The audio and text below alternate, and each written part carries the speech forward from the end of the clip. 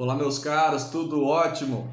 Bom, eu tenho aqui as questões que vocês fizeram pelo chat, né, ali na nossa primeira aula, e agora eu vou responder uma a uma. Eu tenho aqui 13 questões, espero que esse vídeo leve em torno aí de no máximo uns 15 minutos, mas são questões interessantes que vocês deixaram ali no chat, a gente não conseguiu abordar especificamente na aula ao vivo, e agora eu vou respondê-lo. Vou responder na ordem alfabética do nome de vocês. Tá? Então não é uma questão de melhor ou pior questão, nada disso. Meramente eu ordenei pelo nome de vocês, tá? E então a gente vai começar aqui com a questão do Aldair. E ele diz o seguinte: o sistema de apoio à decisão de marketing é um conjunto coordenado de dados, sistemas, ferramentas e técnicas com software e hardware de suporte. Exatamente, Aldair. O SIM, né, poderíamos usar esse termo, o sistema de inteligência de marketing, ou sistema de informação de marketing, ele deve ser integrado com os demais ERPs da empresa. Então, RP financeiro, de produção, o CRM de vendas, etc. Então, o SIM é um sistema que vai conseguir consolidar esses dados e, de alguma forma, orientar, né, através de indicadores, esses executivos que vão tomar as decisões do dia a dia. Tá? Então não é um repositório de dados isolado, não é uma planilhona de Excel, não é nada disso. É um sistema vivo, dinâmico, que tem que estar ordenado, tudo isso. A gente vai ver com mais detalhes na unidade 3, tudo bem? O Carlos, de São Bernardo do Campo, fala o seguinte: realizar um pós-venda pode ser considerado marketing? De forma complementar, o João Batista, de Jaguariúna, de São Paulo, pergunta o seguinte: o pós-vendas seria uma obrigação de marketing fazer? Para ambos, Carlos e João Batista, olha, pós-vendas eu diria que é mais uma atividade comercial, tá? Então ele está mais ali na caixinha do comercial. Contudo, nós entendemos que dentro do composto mercadológico, comercial, ou seja, vendas, faz parte de marketing. Não o contrário. Marketing faz parte de vendas. Não. Vendas faz parte de marketing. Então, a primeira pergunta: realizar um pós-vendas é considerado marketing? Sim. Por quê? Pós-vendas, você mantém o relacionamento com o seu cliente. Esse é o objetivo. O seu cliente comprar novamente ou comprar mais de você. Isso significa que você vai reduzir o custo médio desse cliente, vai reduzir o custo de aquisição desse cliente. Ou não necessariamente reduzir o custo, mas vai aumentar o lucro, a lucratividade desse cliente, porque você já teve um custo no passado. E esse custo não se repetirá no futuro. E você vai fazer mais receita com o mesmo cliente. Entendeu? Então, vai aumentar o lucro. Tá? O pós-venda é uma obrigação do marketing fazer? Aí, João Batista, eu não sei se eu te responderia nem que sim, nem que não, sabe? Porque eu acho que o pós-vendas não é uma obrigação de um setor específico.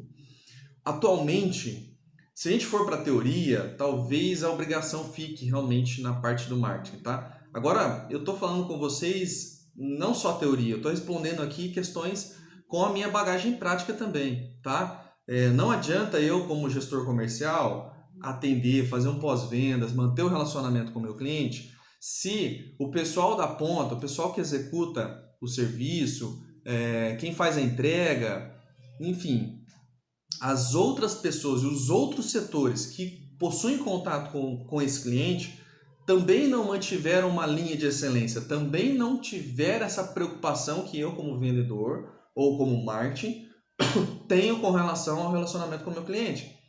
Entende? Então, o pós-vendas, essa parte de experiência do cliente, a cada vez mais no mundo atual, né, no mercado atual, a competitividade está forçando as empresas a fazerem isso. Está dizendo assim: olha, se você não quer me atender bem, tudo bem, eu até estou disposto a pagar um pouquinho mais, mas para um atendimento decente, digno, tá? Eu não vou ficar aqui com você.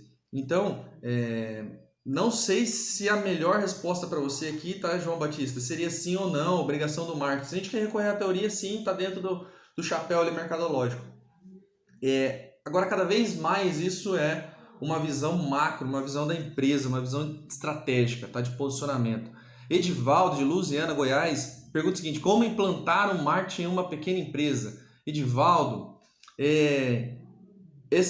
eu acho que assim, é a pergunta de 1 milhão, né? A primeira coisa que a gente tem que fazer, vamos por partes, tá? A primeira questão que a gente tem que responder aqui, Edivaldo, que você tem que pensar é: quem é o seu cliente? Você tem essa clareza? Quem é o seu cliente? Para quem você vende? A partir desse momento, ações vão ser reflexos dessa sua conclusão. Serão reflexos desse teu diagnóstico. Sem saber, sem entender quem é o seu cliente, para quem você quer vender, o que o seu produto faz, o que ele pode fazer para as pessoas, as ações de marketing é um tiro no escuro, continua sendo um tiro no escuro e possivelmente você vai estar jogando dinheiro fora, tá? Então, como implantar o marketing em uma pequena empresa? O primeiro passo: quem é o seu cliente? Defina quem é o seu cliente, defina quem é o seu mercado, tá?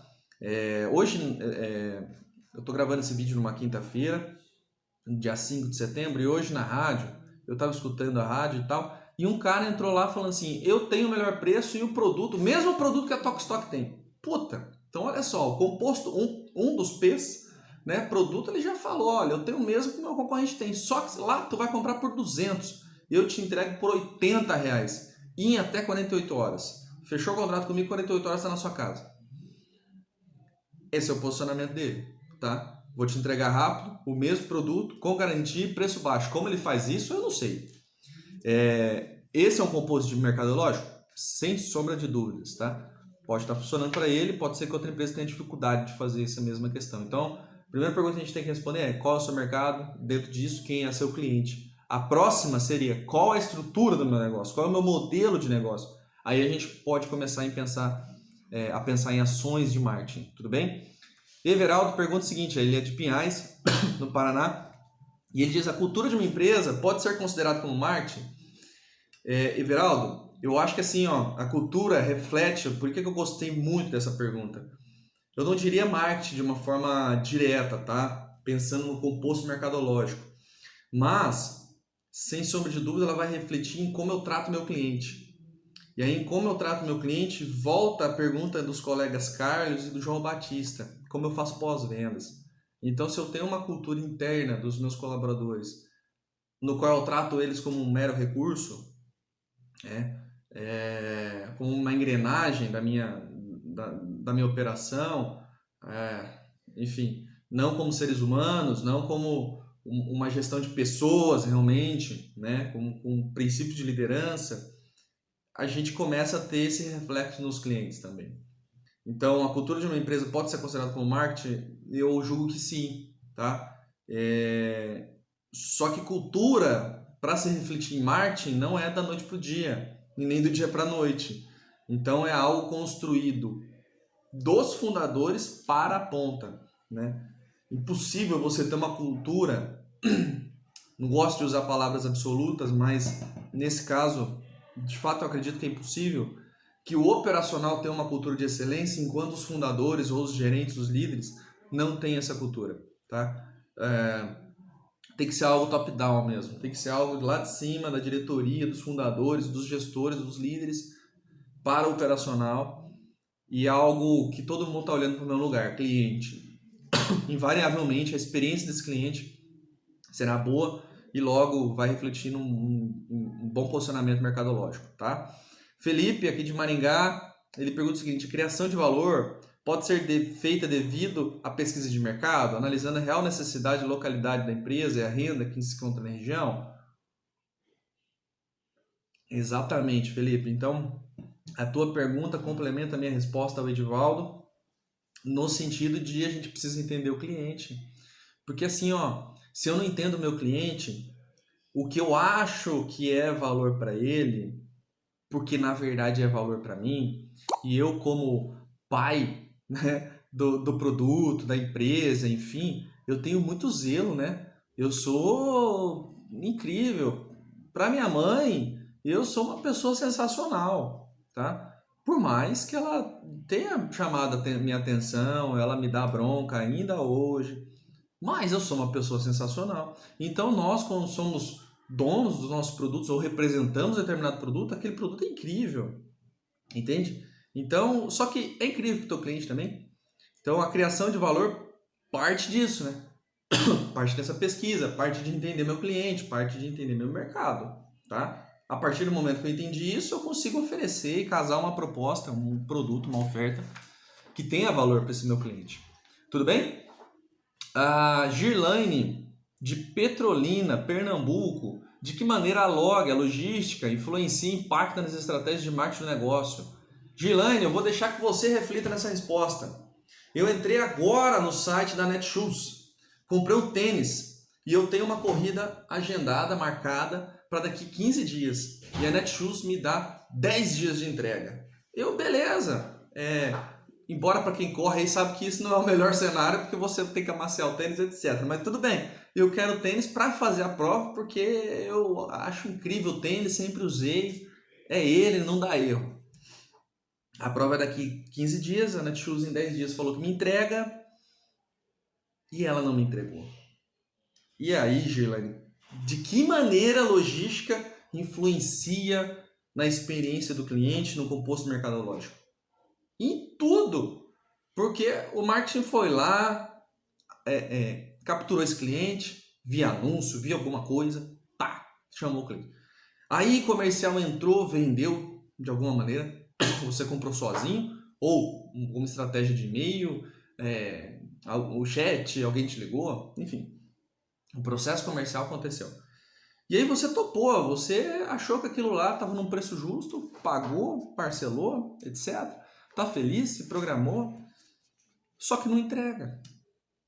Ou seja, a logística pode ser fator de recompra, de indicações, de experiência positiva, tanto pode ser um fator de experiência negativa, de reclamações, de não indicação e assim por diante. Tá? Então, de que maneira ela impacta? Muito, porque ela é a ponta, tá? Ou ela é a ponta para o cliente, ou ela é o começo da história, a outra ponta, para o processo produtivo, né? Porque para chegar a esses insumos, essa matéria-prima na indústria, também houve logística, não é verdade? Então, é fundamental a integração.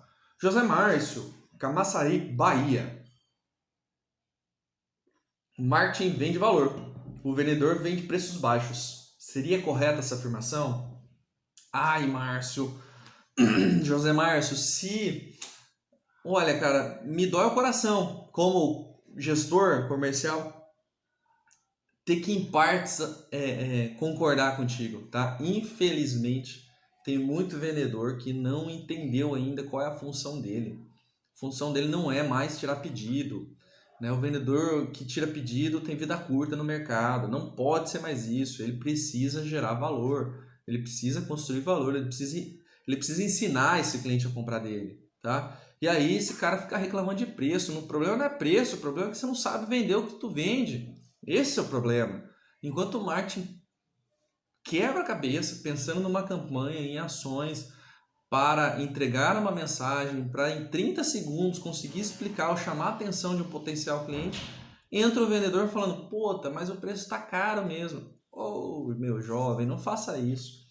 Então, José Márcio, eu tendo a concordar contigo que isso ainda exista, mas não é o melhor caminho, tá? Então, o marketing vende valor e o vendedor vende preços baixos. Eu faria uma alternativa à sua afirmativa. O marketing vende valor e o vendedor entrega esse valor. Então, o vendedor é o cara que consegue mostrar para o cliente, tangibilizar para o cliente que aquilo que o marketing falou na campanha, na TV, no rádio, na internet, no jeito que for, o impacto disso, a entrega dessa mensagem, o vendedor conseguir mostrar para o cliente que isso realmente faz sentido, tá? Que realmente tem valor naquele produto, naquele serviço, tá? Essa é a minha alternativa para a sua colocação. Então, o marketing vende valor, ou o marketing comunica valor, e o vendedor entrega esse valor, tá?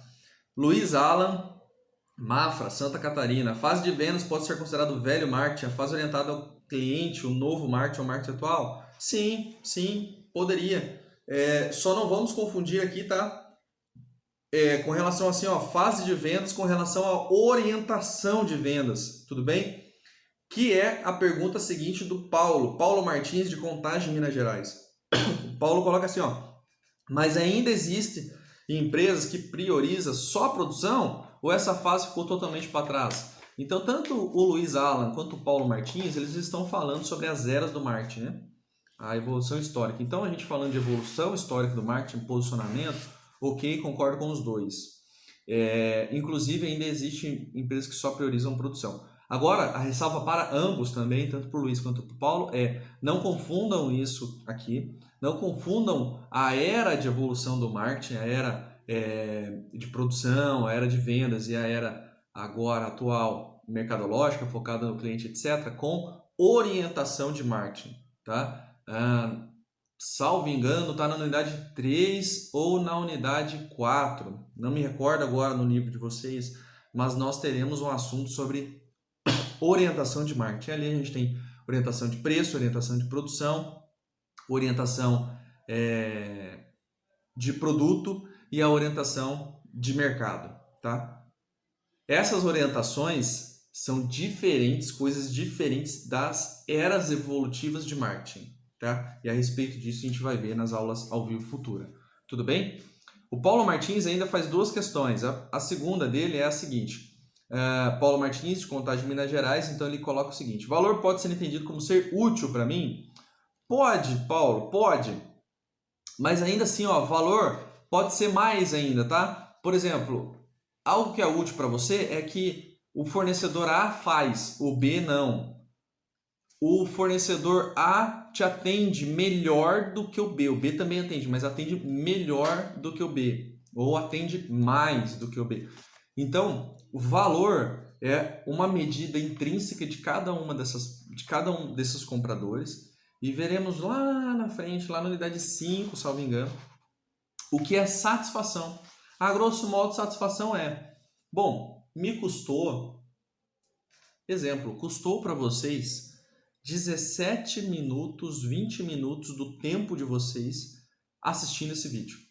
No final do vídeo, você fala assim, valeu a pena ter assistido esse vídeo, porque eu aprendi as coisas.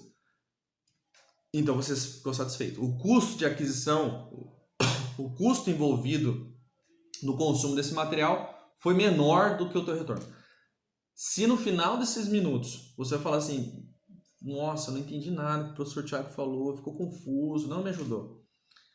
Significa que eu não consegui atingir o mínimo da sua expectativa.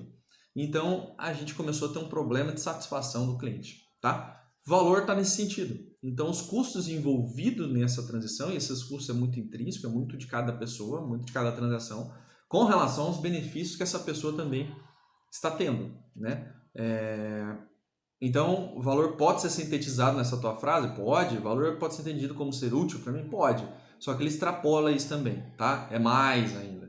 O Paulo ainda faz uma outra questão. Paulo Martins, Contagem de Minas Gerais, ele diz assim, professor, em qual está mais próximo, marketing e logística ou marketing comercial? Ou devem andar juntos os três setores? Aí o Rafael Aparecido, de Salto de Pirapora, São Paulo, coloca assim, marketing e logística devem ser integrados? Então, respondendo ambos, eu diria que a gente precisa integrar esses setores, tá? Então, a gente já entendeu que comercial é parte de marketing, é uma extensão de marketing. Ok.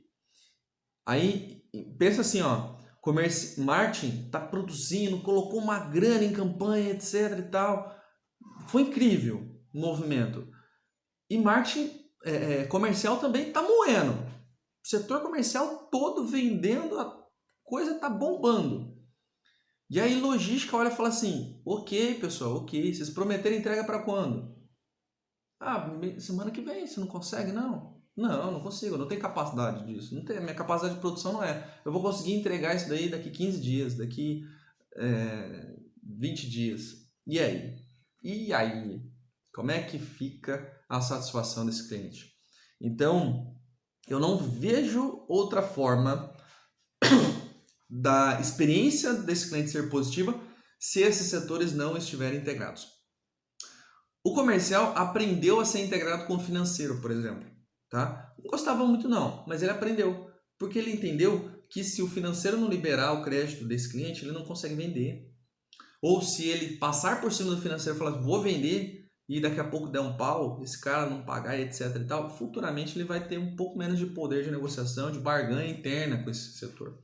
Então entenda que a gente tem que conversar com os setores internos dessa empresa, na nossa organização, e fazer com que as coisas se encaixem e funcionem na mais perfeita harmonia. Obviamente, conflitos são naturais dentro do mundo corporativo, dentro das empresas. Mas a gente está aqui para isso, né? Nós, como profissionais, estamos resolvendo processos, alinhando processos, ações, estratégias para atender nossos clientes e gerar receita. Esse é o nosso trabalho dentro das empresas, tá certo? Então, Paulo e Rafael devem ser integrados, tá? Assim, a gente tem uma maior chance do nosso cliente ter uma melhor experiência com a nossa empresa, com a nossa marca. O Rafael Lucas, Divinópolis, Minas Gerais, trabalha em uma usina muito grande. Lá nós fazemos vários trabalhos voluntários em todos os aspectos. Isso é uma forma indireta de marketing para a empresa? Sim, Rafael. Isso chama marketing social, tá? Ressalva aqui, tá, pessoal? É que isso tem que ser autêntico. Então, eu plantar árvore, eu fazer uma doação, eu abraçar as coisas aí na rua, é uma situação. Ok, isso pode até gerar algum certo de valor, alguma discussão no curto prazo. Agora, se a empresa não tiver uma continuidade com relação a isso, se não tiver um plano para manter isso em constância, isso vai parecer oportunismo, vai soar como um oportunismo para o mercado. E aí, quando o cliente perceber que ele foi enganado, isso tem um efeito rebote muito prejudicial para a empresa. Então, cuidado, isso tem que ser autêntico, isso tem que fazer parte realmente de um programa legítimo, de uma vontade, de um posicionamento, de uma direção, né, da empresa, não algo momentâneo. Se for momentâneo, corre o risco de soar interessante no primeiro momento, de soar bacana, lindo, etc. Mas no longo prazo isso vai ser prejudicial para a empresa. Rodolfo Dias Dávila, Bahia. Professor, o senhor... Poxa, gente, faz isso não.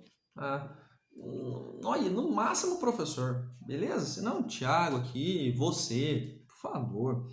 Professor, poderia dar exemplos? Tô brincando, tá, Rodolfo? Só me sinto um tio aqui, não é assim, né? Professor, poderia dar exemplos de intermediários para o marketing? Olha, nós veremos sobre intermediários, canais de vendas, etc., mais adiante no nosso livro, tá? Nas nossas aulas ao vivo também. Mais um exemplo poderia ser o seguinte, ó. Eu tenho uma quitanda e ela se posiciona como tendo frutas frescas, tá? Então ela sempre vai ter o melhor preço se comparado ao mercado e o melhor preço, o melhor produto dentro disso também. Então vai lá na quitanda tal, do fulano de tal. Ok. Só que na verdade, essa quitanda não é um produtor. O produtor é o seu Manuel, o seu Manuel. E aí tem o seu João, o seu Joaquim, a dona Maria. E aí esses produtores negociam com essa quitanda e falam assim, olha, tudo bem, então eu me comprometo contigo a entregar X% da minha produção semanalmente, diariamente para ti. A gente vai fazer uma programação aqui e caso eu não entregue, penalidade. Caso você também não compre de mim, porque a gente está fazendo um contrato aqui de garantia, penalidade, enfim. Então eles entram no acordo com a regra ali do jogo, tá? E então, o que a gente tem? O produtor não poderia ir direto para o consumidor via feira, por exemplo? Poderia, mas ele optou ter um intermediário no meio que garantisse que parte da produção dele seria consumida, iria para o mercado, mesmo que o mercado não viesse a ter ele, entende? Então, a conexão entre o produtor e o mercado, o consumidor final, é essa quitanda. Essa quitanda, no caso, está intermediária. E esse é um canal simples. A gente veremos nas nossas aulas ao vivo que esse é um canal simples. Tá? Então, eu tenho só um intermediário fazendo essa conexão entre produção e mercado consumidor. Tudo bem? Um exemplo, Rodolfo. A gente pode ter outras situações. Tudo bem? Pessoal, então, passei aqui. Acho que demorei um pouquinho mais do que eu gostaria, mas fui uma a uma, as 13 questões. trazendo aqui para vocês a minha opinião, não só com relação ao conteúdo da nossa disciplina, mas também com a minha perspectiva prática de mercado, o que eu vejo no dia a dia, o que eu acredito e o que eu sugiro para que a gente trabalhe cada vez mais focado nos nossos clientes, em satisfazê-lo e levá-lo a um relacionamento de mais longo prazo, mais lucrativo para ambas as partes. Tudo bem? Eu me coloco à total disposição. Vou deixar aqui embaixo, como você está vendo no vídeo todo, tanto meu arroba para me acompanhar nas redes sociais, quanto meu e-mail. Meu e-mail, vocês podem entrar em contato comigo quando quiserem. Claro, questões pedagógicas, questões relacionadas ao curso, mantenham o canal oficial, que é via a mediação, que é via a plataforma de estudo de vocês. Tudo bem? Um abraço, até mais, nos vemos por aí.